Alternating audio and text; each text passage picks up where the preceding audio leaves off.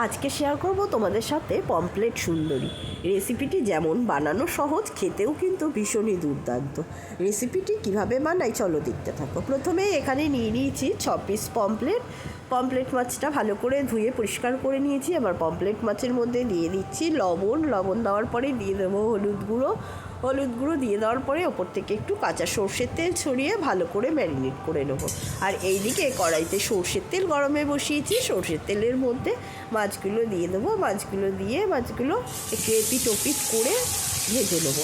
মাছগুলো কিন্তু বেশ কড়া করে ভাজবো না, হালকা করে একটু ভেজে নেবো। মাছগুলো ভেজে তুলে নেওয়া হয়ে গেল। এবার মাছগুলো ভেজে তুলে নেওয়ার পরে তারপরে দেখো সমস্ত মাছগুলোই আস্তে আস্তে তুলে দিচ্ছি। এবারে এখানে মশলার জন্য নিয়েছি মিক্সার জার একটা। এখানে নিয়েছি সাদা তিল, আর নিয়েছি পোস্ত, জিরের গুঁড়ো, টমেটো কুচি, কাঁচা লঙ্কা আর দুটো বড় সাইজের পেঁয়াজ। সমস্ত কিছু পেস্ট করে নেব। আর এইদিকে মাছগুলো ভেজে তুলে নেওয়া হয়ে গেল। এবার বাকি তেলের মধ্যে ফোড়ন দিয়ে দেবো। প্রথমে দিয়ে দিলাম কালো জিরেটা ফোড়ন হয়ে গেলে এবার এর মধ্যে দিয়ে দেবো পেস্ট করে নেওয়া পেঁয়াজ। প্রথমেই দিয়ে দিতে হবে পেঁয়াজ বাটাটা দিয়ে ভালো করে একটু নেড়ে চেড়ে নেবো। পেঁয়াজের রসটা চলে যাওয়া পর্যন্ত পেঁয়াজটাকে ভাজা করে নিলাম।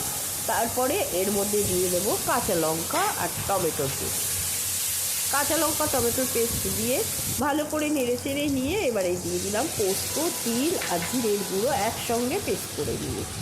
তারপরে দিয়ে দিচ্ছি স্বাদ অনুসারে লবণ, দিয়ে দিলাম হলুদ গুঁড়ো।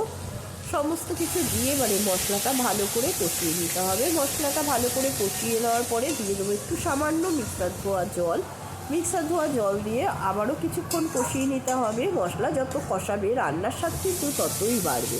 মশলা ভালো করে কষিয়ে নেওয়ার পরে এবারে দিয়ে দিলাম 1 মিক্সিকার জলের পরিমাণটা নিজেরা বুঝে ব্যবহার করবে, কে কতটা মাছ রান্না করছো সেই ওপরেই। তারপরে দিয়ে দিচ্ছি 2 কাঁচা লঙ্কা গোটা।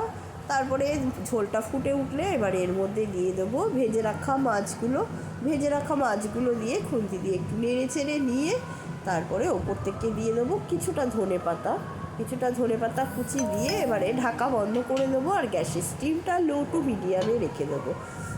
তারপরে কিছুক্ষণ বাদে ঢাকাটা তুলে নিচ্ছি। তুলে নেওয়ার পরে কি সুন্দর একটা গন্ধ বেরিয়েছে। এবারে নামানোর আগ দিয়ে আবারও দিয়ে দেবো কিছুটা ধনেপাতা। এবার একটু বেশি করে ধনেপাতা দিয়ে দিলাম। ব্যাস কমপ্লিট হয়ে গেল আজকে পমফ্রেট সুন্দরী রেসিপিটি। আশা করি প্রত্যেকেরই ভালো লেগেছে। ভালো লাগলে লাইক, কমেন্ট, শেয়ার করে দেবে।